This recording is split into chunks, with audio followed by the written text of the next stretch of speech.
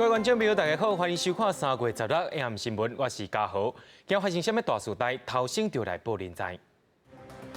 指挥中心在今日公布，国内增加8个武汉肺炎感染者，全部拢是对境外入来的，也爱民众莫去疫情严重的所在。为了要防疫，针对高中以下学校出国禁令，但市长表示目前是限制到这学期结束，详细内容就要听候公告。 今日台股收盘大跌411点，落超过9800点。财政部也宣布讲，若准受到疫情影响者，税金会当宽限1年。疫情指挥中心在今日公布讲，国内阁增加8个武汉肺炎确诊病例，而且这挂人全部拢是对境外入来的。指挥官陈时中也警告民众讲，千万唔通去旅游疫情警示第3级的地区，若准硬要去的人，拢会用措施来甲因办。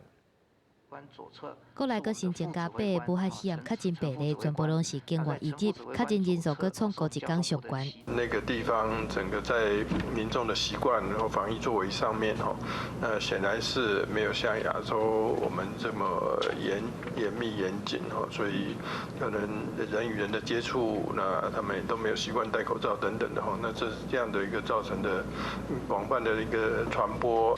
目前国内确诊病例数量已经67例，其中第60例是2月初9到3月12家己去意大利、希腊、德国旅游；第61例甲村里的人伫咧3月初5到14参加旅行团去奥地利甲捷克；第62例是甲村里的人去菲律宾探亲；第63例是甲第55例共团去埃及；第64例甲第58例是共校共系学生。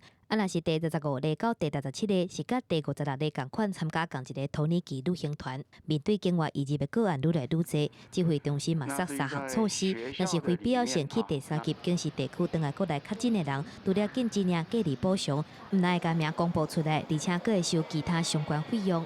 你又违反了规定或者在国家已经警告大家不要去，那大家又要明知故犯，出了事。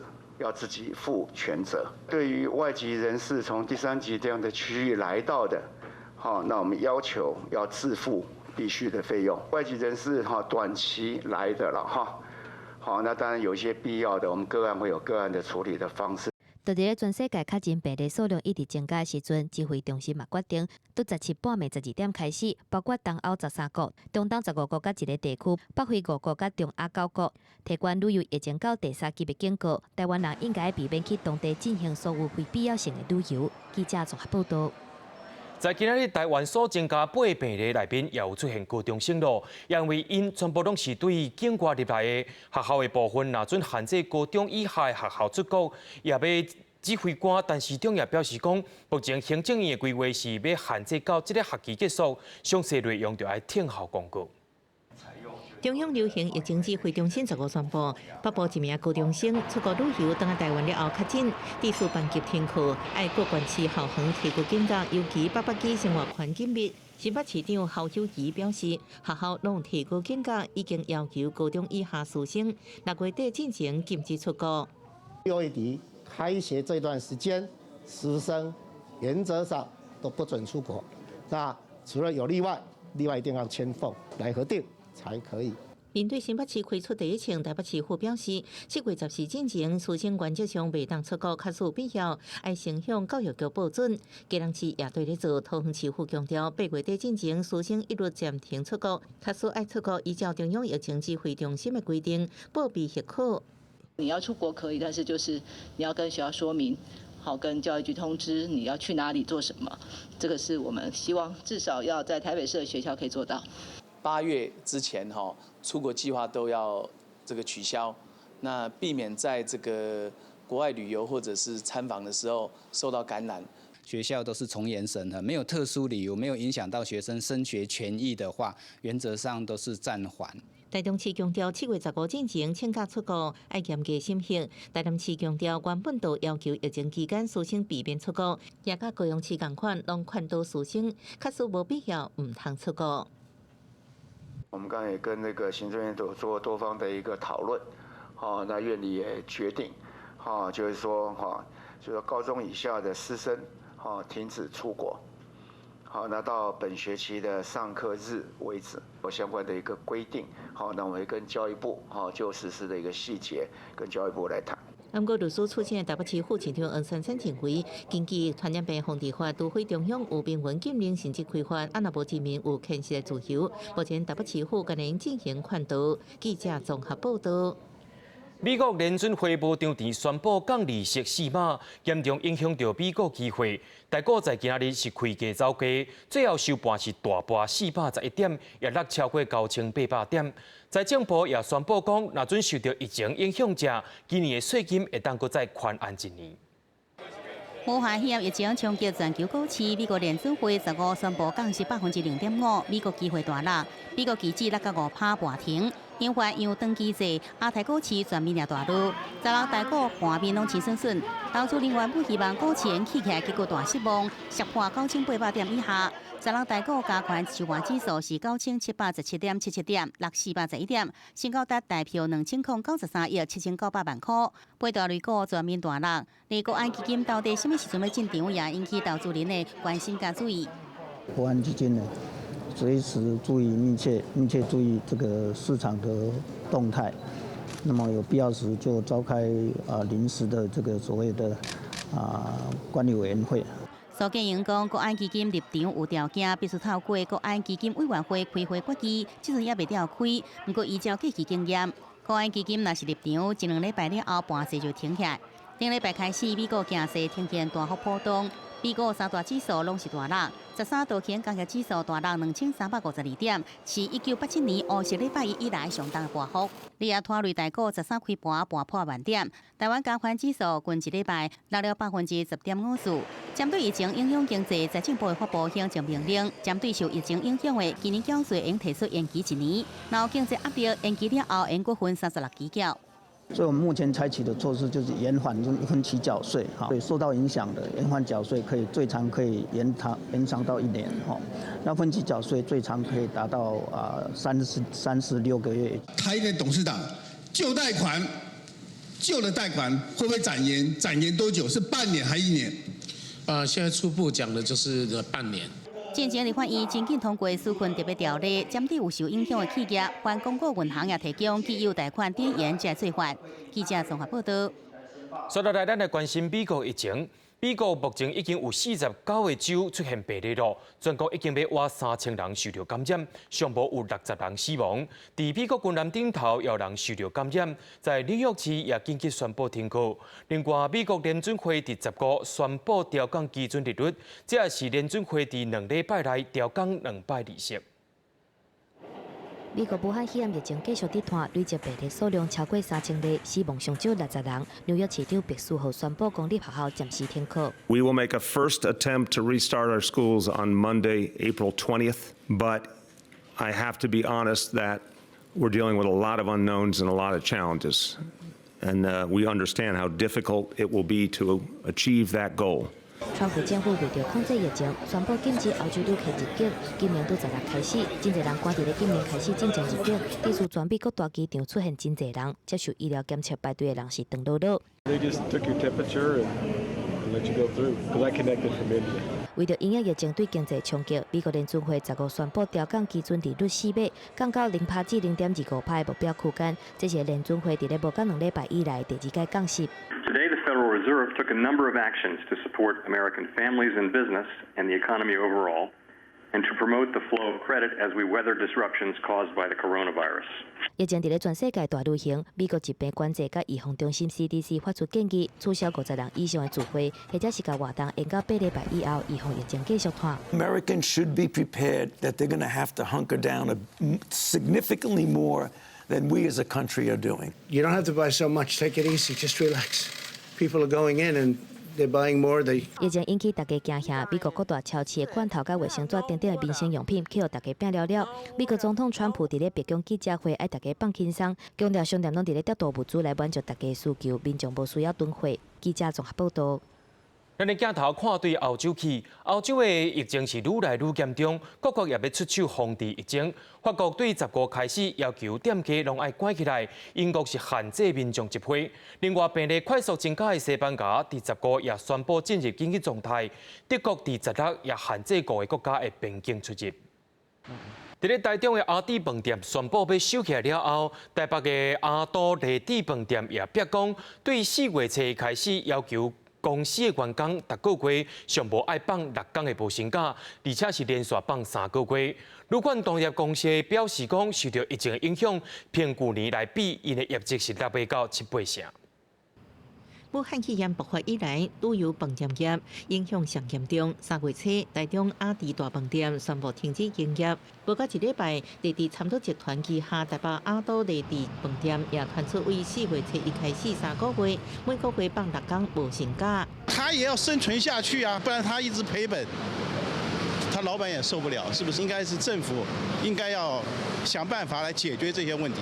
台北阿都丽地饭店门口零零清清，尤其伫后比疫情大爆发了后，饭店整体营运落成歌。其实早伫3月到14无薪假，旅馆同业工会理事长赖正义也证实，最近旅馆饭店业营收减少，正做重灾区一般旅馆营收甲去年同期比起来落7到8成。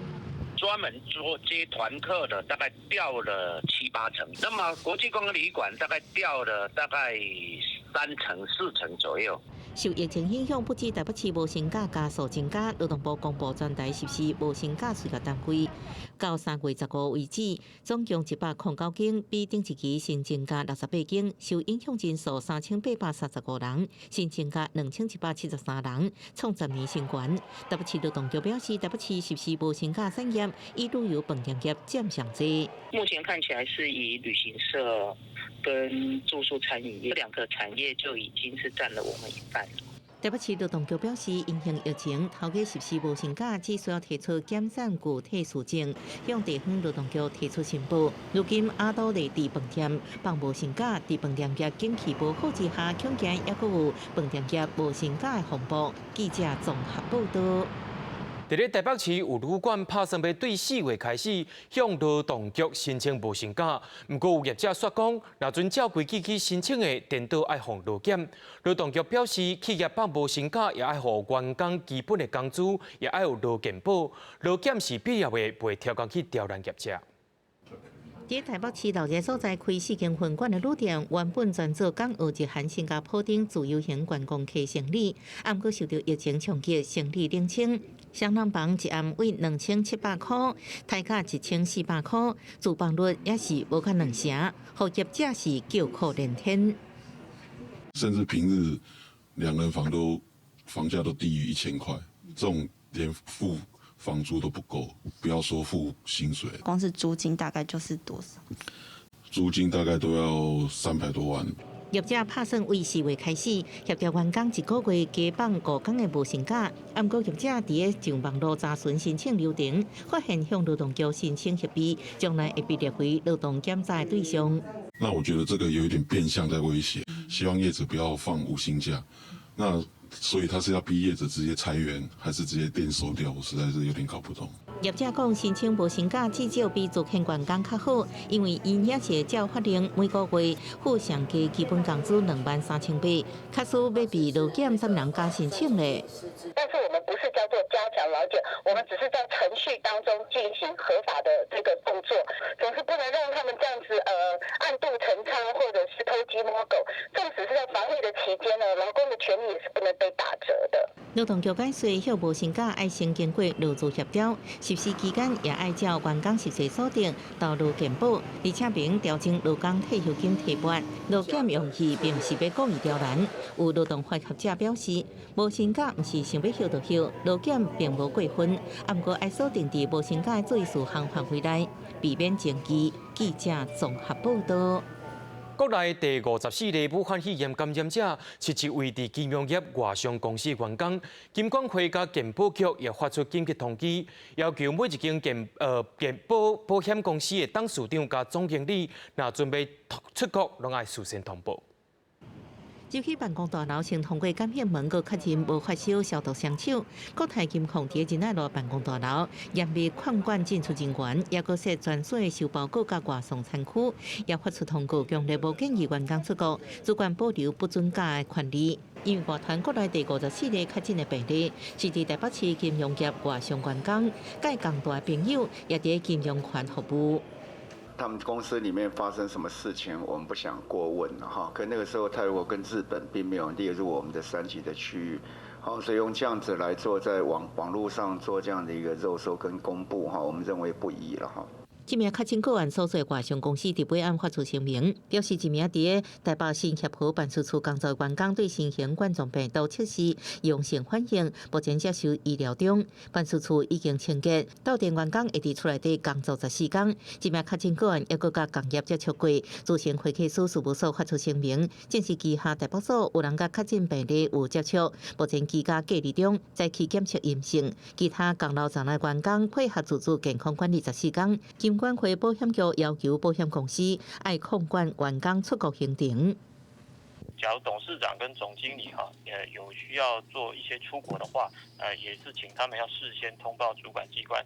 我们这边是希望公司来做这个人员的出国管控，并不是要禁止这些从业人员的出国。是不是也要去比照医疗产业的这些医护人员也去做这样的全面限制？禁止出国，我觉得这是必须再三思。对银行局评估是不是对咧做考虑，是不是管制银行金控甲票权控管人员出国？银行局工会认为，这名确诊的个案无遵守居家检疫是个人行为，银行局性质甲医护人员无同，是不是全面限制出国？建议主管机关爱考虑。记者综合报道。跟着阮的镜头来看在地上大条，伫台南归仁有一个查甫人，伊11拄对香港返来到台湾，却无照规定伫处理检疫，佮出去外面甲人参加进香活动，落尾警方伫高雄甲伊找到。台南市政府表示，无排除会甲伊发货等。挂嘴暗对新旧的队伍文景，姓陈的查甫人若像嘛伫咧内底。毋过伊11只打到香港入境台湾，照规定来讲，应该居家检疫14天。毋过伊说伫咧10时出外失去联络，而且佮甲手机拐起来，警方怀疑讲是跳过要闭起来，不爱互警方联络甲轰炸。还好我们在找到他的时候，他这个陈姓男子他本身是有戴口罩的这个找到他之后，我们也通报这个卫生单位跟民政单位将陈姓男子带回。台南市民政局表示，姓陈的查甫人伫香港返来台湾，要到这个月25才会当解除检测，毋过则伫厝内3天的时间就逃走出去。对这件代志，警方嘛透暝伫追查，查到手机上尾通话的所在，发现伊人伫咧高雄，派人去甲伊带回来。台南市政府强调讲，针对这件代志，绝对会严格来处罚。给予适度的补偿，1天要1000块钱，这都是全民的血汗钱。拿这个钱来补偿你还不好好待在家里，真的让人家非常遗憾又生气。至于中间的罚款我觉得是也不轻待了就是我们这个从严来这个处罚。落尾这查甫人嘛放送回去台南，台南市长黄伟天嘛呼吁讲，若是有违反居家隔离甲居家检疫的民众，会加重处罚20万至100万的罚金，还佫有10万至100万的罚金。民众千万唔通做违法的代志。毋过目前还未开罚单，互姓陈的查甫人，会佫讨论了再来处罚。记者综合报道。为着要防疫，台中市政府对10月开始施行，若准备入去市政府办代志，拢爱登记资料制度，包括货运人员，敢若会当甲货品送到某一个区域而已。另外，要护理之家当咧进行防疫演练，就是要做伙来对抗武汉肺炎。民众到台中市政府办代志，除了防体温甲消毒双手以外，为16号开始，佮着爱甲个人的资料留落来。市政府表示，因为武汉肺炎的疫情继续咧炭烧，新名这是为着要追查源头，办代志的民众大多数会当接受新的规定。因为基本上，我觉得这个东西就是，如果有什么问题的话，至少还有一个后续可以追踪的机制啊。目前市政大楼这边大概有连我们同仁员工这样大概有6000人的一个进出。那阳明大楼大概有3000人的进出那事实上人数也蛮多的，所以这个为了避免说我们感染而不知道它的源头在哪里所以实名制的一个做法是必要的。不过，可能因为才头一天实施新名制，有一寡单位甲民众也毋是正熟悉新制度，结果有办公的民众已经准备要离开，需要袂互人要求登记资料。不知道是不是办完了之后才要再补写。台中市政府表示，未来会对各局处加强相关的宣导训练。另外，针对各区公所清洁队等等的辅挂单位，嘛会要求安尼做。为着防疫，台中市8月嘛举办全国第1届长照机构的武汉肺炎防疫演练。在这个护理之家的长者来讲，他是属于抵抗力比较弱的。那另外有一些他是行动比较不便，或者是说会躺在床上哈，那么相对的，他被感染的机会就会比较大一点哈。所以这种护理上来讲，我们会特别强调，就是在这种照顾之前哈，那么护理方面能够做好适当的这种保护。这届的演练是模拟大量的确诊病者，互你自家安怎做出相对的措施。演练的过程界合作影片分享到全国的每一间长照机构，当做防疫的参考，希望互长照机构提升疫情的应变能力。记者综合报道。受到疫情的影响，民众拢无啥出外意愿，真侪所在拢无啥人去行打。伫家己的原住民市啊，一礼拜就放3-4天的无薪假。另外，伫花莲的菜市啊，因也希望讲公所降价打的租金，互因卖了遐尼济。花莲市平常时上头日的中庆市场来买菜的人已经无像演过遐济，店头拢讲，即马来市场做生意的人比消费者搁较济。真侪民众表示，原本一礼拜来3届，即马大部分拢改换做一礼拜来1届。因为来的话人多嘛，比较有那种被感染的那种危险性，减少到3成左右啊。单商大家都对这一波的疫情，大家生计大家都是苦哈哈的。来市场买物件的人兼真侪生理受到影响，有真侪店头希望市公所会当降价一半的租金来斗3工纾困。不过市公所表示，目前租金计算方式已经比原本减3成，所以今仔会当搁减2成。我们决定先以滚动式的检讨方式在这3个月先减2成，然后再观察是不是天气变热以后，武汉肺炎会不会趋缓。赶快受到疫情冲击着生理的，还有伫咧嘉义阿里山山脚的土绿社区，当地居民成立合作社经营的原住民市啊，因为游客减少，真侪业者间来当互员工向无薪假，减少营业的日子。这个肺炎来的时候，其实措手不及哦。现在目前呢，我们常常在放这个员工无薪假，大概1个礼拜有将近3天到4天，或许好像只有礼拜6、礼拜天才能工作这样子哦。原本社区的居民为着配合原住民市啊增加一寡特色，按算伫咧7月开幕的花乐园嘛，因为疫情今仔会当延期，这届武汉肺炎疫情影响的范围继续伫扩大。那观光旅游第一个受到影响，民间的市啊甲传统市场嘛是同款。记者综合报道。国际上要紧，听外水分明。中国第15也确诊病例有16例，其中有12例是对国外来的。北京也宣布讲，对16开始，若准对境外到北京的人，拢爱隔离14天，隔离期间的费用拢爱家己来负责。另外，香港甲澳门在今仔日拢增加病例咯。最近中国武汉肺炎的新增加确诊病例数上升速度有较快，不过其他各国确诊病例数却是一直冲起去。根据中国统计数字显示，3月15一天的新增加确诊是16例，其中有12例就是来自境外输入。3月15日0时至24时，新增报告境外输入确诊病例12例，其中北京4例，广东4例，上海2例，云南1例，甘肃1例。受到疫情拖累，中国公布最新数字显示，2020年前2个月社会消费品零售总额比去年同期衰退20.5%，创下2003年5月 SARS 爆发以来上歹纪录。为了防范疫情，首都北京市宣布，对16透早起，所有伫境外到北京的人员一律爱隔离14天。而这期间所产生的正大费用，必须由旅客家己负担。若是一天大约是台票1500块来算，加上每天餐费500块计算，14天大约需要台票28000块。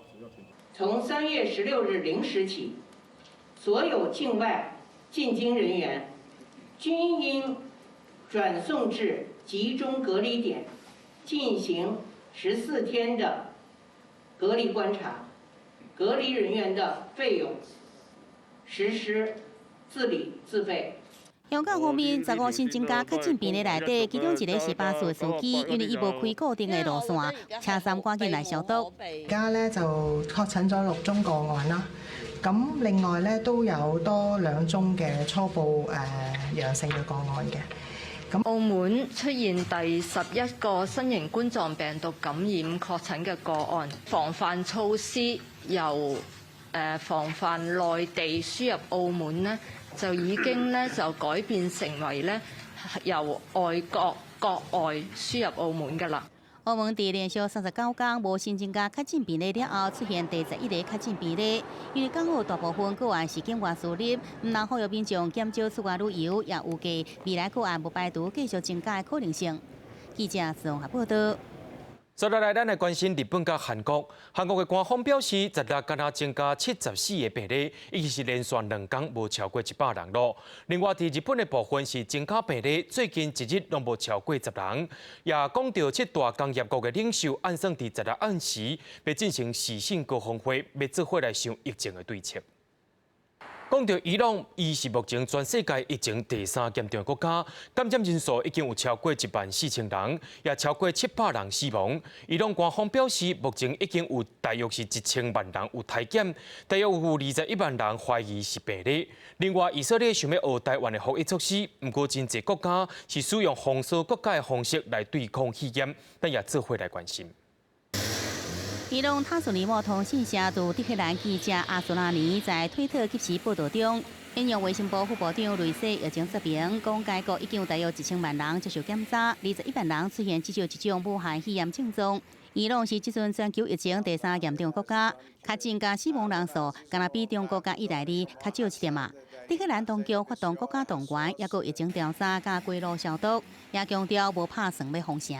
در 24 ساعت گذشته 85 نفر مجموع رو درست بگم به 514 نفر حداقل خواهد رسید. 除了伊朗以外，埃及有將近130例確診，也有出現死亡病例。不過世界衛生組織認為是檢報也有檢疫次數無夠，實際數字可能唔那是安尼。In both situations, the current figures might be an underestimation of the actual figures. It's not because the country is not reporting, but because of the nature of the virus. 以色列總理納坦雅胡為咗對抗疫情，提議成立一個為期6個月緊急政府。這是因為伊所領導的聯合黨在這1個月內舉行的第3擺全國大選勝利，卻是無法形成多數席位。伊並且公開表示，愛學台灣的防疫經驗，加有相關接觸史的人改定為對象。另外，喺約旦為咗防疫，宣布禁止探國，加上患人對着疫情真驚嚇。15日位在首都安曼以北大約80公里的伊尼比特發生加暴動，2人死亡。禮拜2是甲邊境關起來，並且要求民眾盡量佇厝內底。即陣該國確診超過100例，並且有2人死亡。而阿根廷是超過50人確診，並且有死亡病例。除了學校停課，並且宣布甲邊境關起15天。而相關甲邊界關起來要確診人數超過70人的秘魯。總統維蘇卡拉宣布進入緊急狀態。另外確診人數將近40人的伊瓜多也同款。洪都拉斯、瓜地馬拉一天出現新增加病例，也分別發出紅色警戒，宣布禁止群眾集會活動。記者綜合報道。講到這個疫情，也在非洲國家出現變化，親像南非宣布進入緊急狀態，均也是停課加旅遊禁令。另外，印度總理莫迪加南亞國家的領袖召開視訊防疫會議。另外，在澳洲的首都特區加 Victoria 省是實行境外旅客攏要隔離14天。澳洲總理莫里森15宣布，10日半夜開始，所有到海外入境的旅客必須要到厝裡或者是旅館自我隔離14天，賣甲國際郵輪港口關起來。新的規定開始了後，所有國際機場的入境旅客掛水驗的人也是保濟。針對隔離的命令，雖無願意配合，毋過嘛愛講都宣布到實施，中間敢若半天的應變時間，比美國紐西蘭閣較短。互真濟人開大錢改機票甲行程，根本就袂赴來應變。Now 12 hours when we're in a foreign country was all the warning we got. And I think it's deplorable. 澳洲武漢肺炎死亡病例增加9個人。澳洲人口第2濟的維多利亞省，還有首都特區，10日小連續宣布進入緊急狀態。這段期間禁止體育比賽、文化表演等等非必要性活動的大型集會。維多利亞省的緊急狀態會小連續4禮拜，首都特區上無1禮拜。而且在這段期間，地方的衛生官員會當有更較大的權力來推銷新的隔離或者是預防措施。若是在南亞，印度總統莫迪15邀請南亞區域合作協會7個領袖召開視訊會議，伊倡議設一個關注病毒疾病應急基金。印度初期出資1000萬美金，嘛希望講各國捐款，希望幫助各會員國來對抗疫情。We must all act together, and we must all succeed together. 非洲上无25个国家出现武汉肺炎的病例。肯亚、塞内加尔、甲毛里塔尼亚已经实施旅行限制，而且甲学校关起来3礼拜。南非总统拉马福萨15宣布进入国家灾难紧急状态，学校关起来30天，禁止公共聚会。记者综合报道。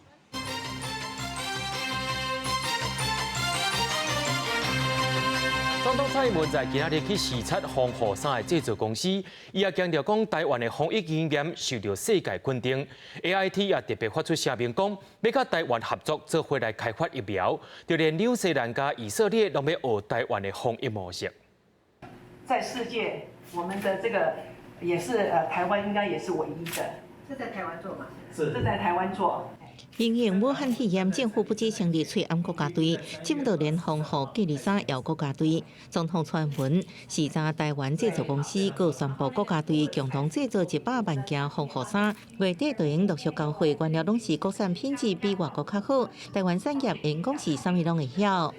尤其是防护衣这个第3等级的我们从原料到制成这个最后的产品全部100%在台湾生产这个对我们来讲，这是一个非常重要的一个战略的物资，可以全100%在国内生产这件事情，是让我们感到非常的心安，也非常的感谢蔡总统表示，防护衫、隔离衫一定是战备物资。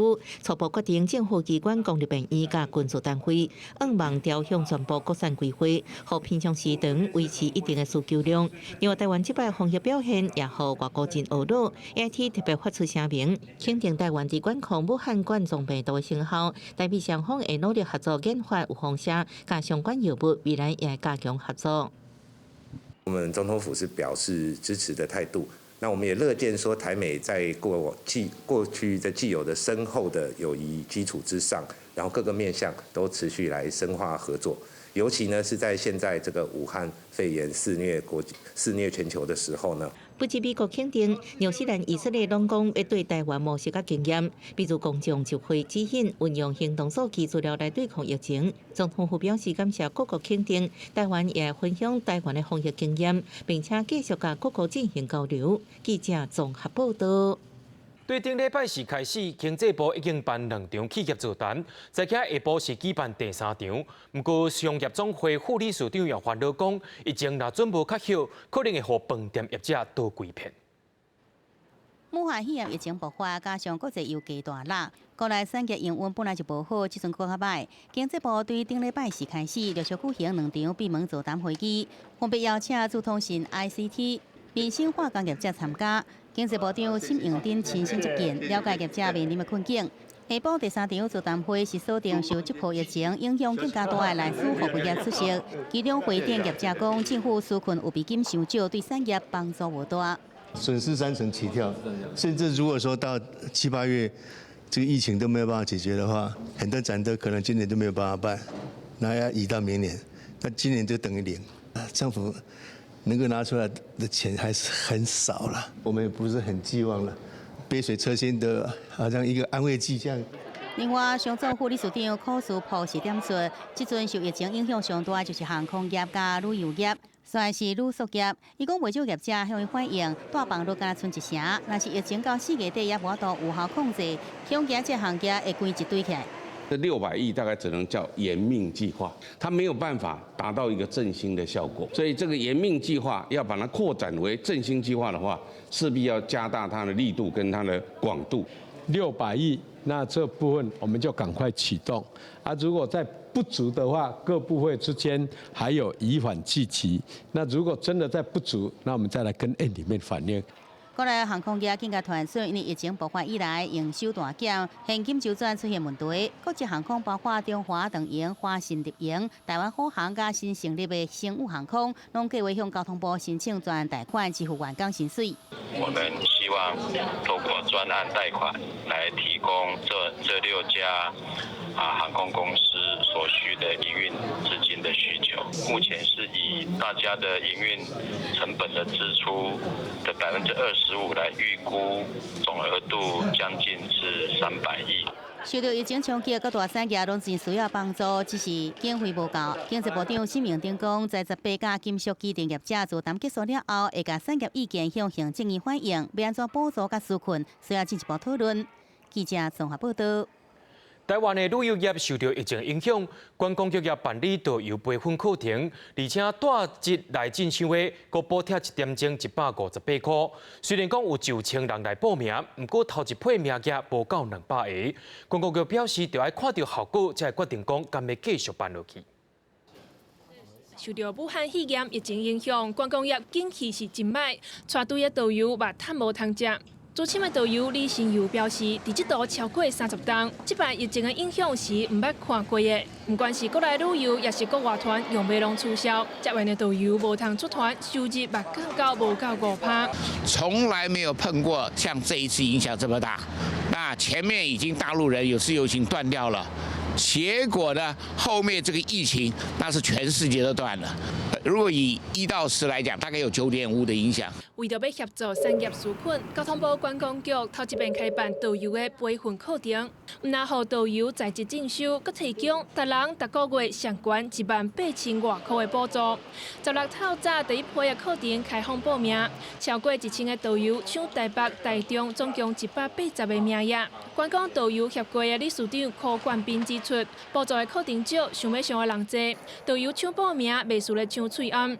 希望政府会当看见导游的需求。一边开放更较侪班，让导游会当安心度过疫情这关。我们是开放以后的第一个班别，今天一早我们大概8点多来，外面就100多个人了。就是说，电脑公司给我的资讯，当时好像1000多人进去。有抢到名额的导游会当上穆斯林市场优先旅游管理行销等等课程，那边上1点钟的课程，就会当领补助158块。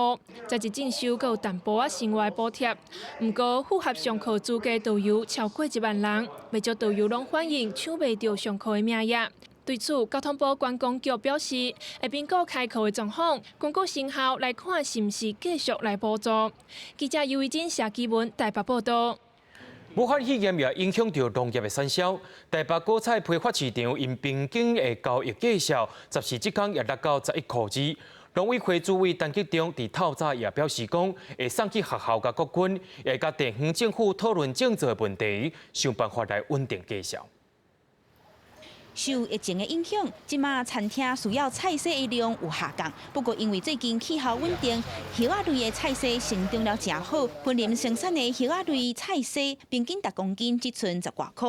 有农民因为采收了后无符合成本，希望政府会使提出休耕相关的补助，通好稳定菜价。菜如果偌济，你讲甲补助过咱食的，伊嘛是加一个尔，我可能我都共菜的继续提收。如果你若唔知要讲偌久，3个月偌久咱唔知，所以我希望政府会当，互伊休耕补助金额降低咱所在的产量。武汉肺炎的疫情，即阵也造成国内消费市场枵气。台北的果菜批发市场，3月14叶仔类的菜色平均计数落到10公斤只剩11块2。3月15虽然有转来小可，不过为着稳定市场的计数，农委会主委陈吉仲表示，爱和地方政府研议，宣布先把种植的时间先按下。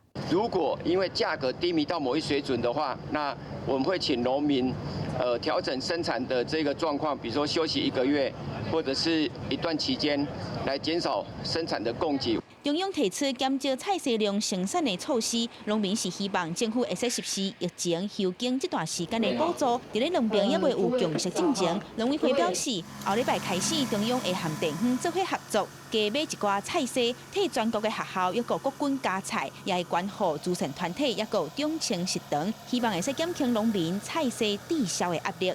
记者综合报道。最近有农民伫高雄的山区发现到真侪掠沙底的咸子，这款咸子有可能会害人害自己。第一桩就一只水鹿仔就互咸子掠到，好佳在民众真热心，也把这只鹿仔放走啊。1百公斤的沙鹿互大巴水射了，稳落，众人来解救。1、2、4，哦，请。1、2。打着咸子水鹿仔，阿妈棍无洗日去用套更数。愈想要用掉的卡愈严。好佳在民众发现，通报农业局来救援，落尾救援成功的水鹿仔，清起了就转去森林。山猪钓或者是陷阱，那它容易造成动物跟人类之间的一个就是危险。那希望相关的单位能够就是加强取缔。基民讲的山猪钓限制，过去是拍来的人掠山猪等等大型野生动物的工具。最近山伫咧高雄山区去互发现，而且数量是真惊人。动保团体嘛接到农民陈情，甲身躯关身里上无120只的狗仔受到伤害，是伫勘查，一个下晡就找到10个山猪钓的陷阱，坑的位是真济。然后就像这样卡住，然后狗是不是紧张，它会挣脱，挣脱到就越来越紧，越来越紧。那时候到现场的时候，如果不是那个人带我们去看，你肉眼看不出来，因为它这个钢丝就跟那个树枝一样，颜色一样，你整个都眼花了。高雄市动保处表示，山猪钓的伤害甲气候差不多，今年3月初1开始已经禁用。因为这个山猪钓其实是很残忍的方式，那基本上依动保法规范，那如果说造成动物受伤的话，我们会开罚1万5到7万5。如果严重伤害的话，我们会依动保法第25条，我们会等于说移送法办。若是民众用这个山猪钓的陷阱，相当会当罚75000块；若是造成动物严重伤害或者是死亡，会牵涉到刑责，会当罚2年以下徒刑，并可相当200万的罚金。记者综合报道。根据着上新的空气污染排放统计，台中火力发电厂所排出来 PM2.5占全部的1.3%。不过，食柴油的大货车却是10.17%。有学者认为讲，若准备改善空气污染，食柴油的大货车就要豆豆太晏才会当。中部空气污染严重，台中火力发电厂常常红马讲是空气污染的凶手之一。根据最新空气污染排放统计，台中市 PM2.5排放来源，台中火力发电厂占11.2%，柴油大货车排伫后壁是10.1%。不过，若是对于全国情形来看，台中火力发电厂占整体1.3%，柴油大货车是10.17%。环保署讲，要减少空气污染，加速汰换老旧的柴油车也真重要。柴油车的排气管其实是贴近地面，而且是接近民众生活周边，它的排气对民众的健康影响，尤其是暴露影响，会远比那个很高的烟囱排出来的污染还要大。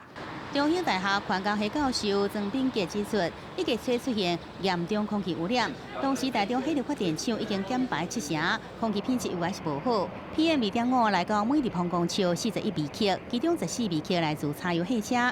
伊认为，若是要民众看得更加清楚，对空气污染改善更加有感觉，应该赶紧来管制柴油大汽车。下一步如果说要让大家觉得说不要灰蒙蒙的那这时候柴油大货车它的消减就是最关键的，因为只要它消减掉，在我们的模拟系统来讲，它在全台湾大概就有很少地方会超过35了。全国老旧柴油大汽车大约8万台，环保署对106年起提出补助方案，到即阵报废超过3万台，希望有台继续努力。曾炳杰教授指出，台湾定下2050年要减碳50%，敢若汰换老旧柴油大汽车也无够，应该推出更加优惠的补助，鼓励业者使用电动大汽车，安尼成效才会较明显。记者综合报道。伫咧南投德山有一个在地工艺家，号做苏素任，伊甲传统的边竹仔变甲唔拿水，也变甲真实用。伫咧国内外也有真侪伊展览的作品，咱也做伙来看。用红色甲青色的竹仔条配出侪多样变化，创造立体空间。这是工艺家苏素任的新作品。伊对日本时代老师傅学传统的竹编，经验超过20档。伫个手里，竹仔条会当真做是细开的篮，袂使做碰椅这款大项的家具，甚至是大型的艺术装置等等。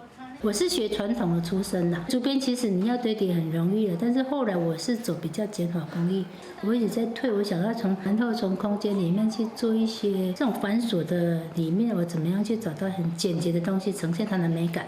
伫竹仔的故乡德山大汉，苏素任自细汉都爱摕竹仔来耍。伊讲要做大项的竹编真简单，不过要安怎甲现代美感、甲传统的工艺夹做伙，都要开较侪功夫来研究。这款款简单的美感，嘛变作是伊的特色。那刚好又遇到97年、98年的时候，工艺中心它有用一个艺品牌设计师跟工艺家合作的一个艺界联盟，那这个东西一设计出来都会到欧洲去展览。第三年这个产业真发达，少数人成功运用地方的特色，摕到大大小小奖，嘛到国内外展出，甲第三年这个展现伫世界的舞台顶悬。记者综合报道。今年屏东的彩灯节伫元宵结束了后，县政府也甲即寡动物灯刷去屏东公园内面，民众日后就有机会会当定定看到咯。各种动物造型的大型花灯，伫元宵节迄时真受小朋友喜爱，为着物尽其用，即寡动物花灯要搬山去屏东公园，希望甲这个100年历史的老公园点火光。因为屏东公园是一个100年公园。那很多屏东人的记忆跟回忆都在这个公园里面。那刚好这次的彩灯节，我们就是以动物造型为主的一些灯饰。那希望这些灯饰它可以再被回收使用。很受欢迎的一些动物的灯饰，例如说猩猩啦，等等长颈鹿啊，然后河马啦、狮子啊，像这些动物都会用大迁徙的方式把它移到屏东公园。灯会上真受欢迎的星星、麒麟鹿、咸狮这寡花灯，最近已经小连刷去公园各个角落。也有新的动物朋友出现伫屏东公园。那也为了配合全中运的宣传，所以之后呢会再增加几组比较有趣的一个灯饰，例如说非常缤纷漂亮的孔雀的灯饰，那也会有个全中运这一次的吉祥物那只伯劳鸟。早年屏东公园就亲像是一个小型的动物园，到公园看动物是一个屏东人的儿时回忆。县府望这寡动物花灯会使让屏东公园变成夜间的动物园。按算2月底点灯，邀请大家同齐来踅这个无同款的动物园。记者综合报道。有手工的老师专门去到云林北港，教时代安怎用旧衫填一个卡网。这款时代大家嘛拼死学，唔那真欢喜，也真有成就感。社区的阿姨、妈，大家拢真少在听手工艺的老师解说，要安怎摕人无爱知的旧衫帮做卡网。现代人对时件各搞打扮，真兴买新衫，伫使旧衫的量大增加。手工艺老师专工去到云林县北港顶的树卡里甲时代，利用人偏喜衫的旧衫落去裁缝做卡网，唔那够环保，佮增加社区中部的生活的趣味。这感觉足水的，安尼感觉真好。废物利用，咱自无爱补，摕来利用，做起来足水的。阮遮后尾送安尼派出去，大家拢做面子的，讲阮家己做的，总欢喜的。真好，真用。也算人用心安尼做吼，感觉写了到底，感觉做效果都会出来安尼。这个阿姨嘛，本地就真够裁缝，不过无受过专业的训练，制作品的器材嘛有欠缺。但甲手工艺老师配合，嘛有老师提供的设备通使用，中辈个按老师遐学到真侪新的知识，对裁缝是愈有兴趣。长辈本来就有这个缝纫的那个技巧啦透过这个课程呢，我们买了一些设备。跟那个器具让他们用起来觉得更漂亮也很专业耐用，用起来很开心。老师甲长辈回收废弃物，搁再改造，那保守环境，因为课程趣味，历史时代愈爱学习，互因的生活更加精彩有活力。记者综合报道。在宜兰总围有一个饲牛的农民，号做新国元，伊拍拼推广做食牛的文化，伊的希望就是互这些少年朋友会当了解到台湾牛的精神。时代在转变，铁牛取代金牛，牛的形影伫农村消失去了。台湾甲牛的感情真深。牛头市的负责人沈国元本来伫咧淡水卖佚佗物仔，这几年转来到宜兰总围饲牛，伊的牛、赤牛、加水牛拢总有10几只。伊的好朋友高一兴本来伫咧中华溪州饲牛，即马嘛甲牛牵到总围做伙做田。伊饲的牛拖拖甲拉拉，真够做事。有的牛吼，伊无想要配合你，伊怕死我爱配合你，就不爱配合你。那是第一头牛嘛，那它算比较可怜，有点算是一种实验的对象嘛，就是我们学习实验的对象。我也不会，他也不会，所以我们两个都是从头开始就慢慢摸索。那难免会有一些错误的方式，可能这错误的方式就会造成我跟他的冲突很多。透过一届搁一届的错误，一遍搁一遍的顶来，虽然艰苦，嘛爱甘愿做，这是台湾牛精神。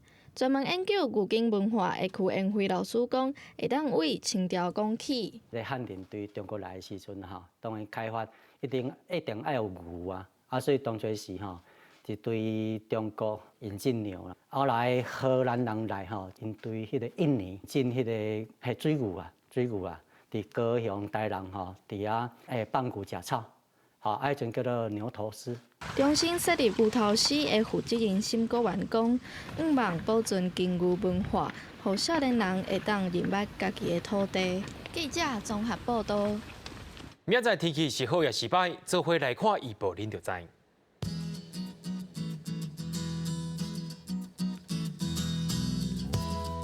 北部地区对15度到24度，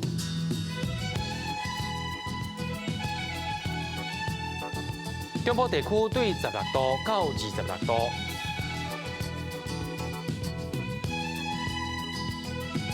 南部地区对18度到28度，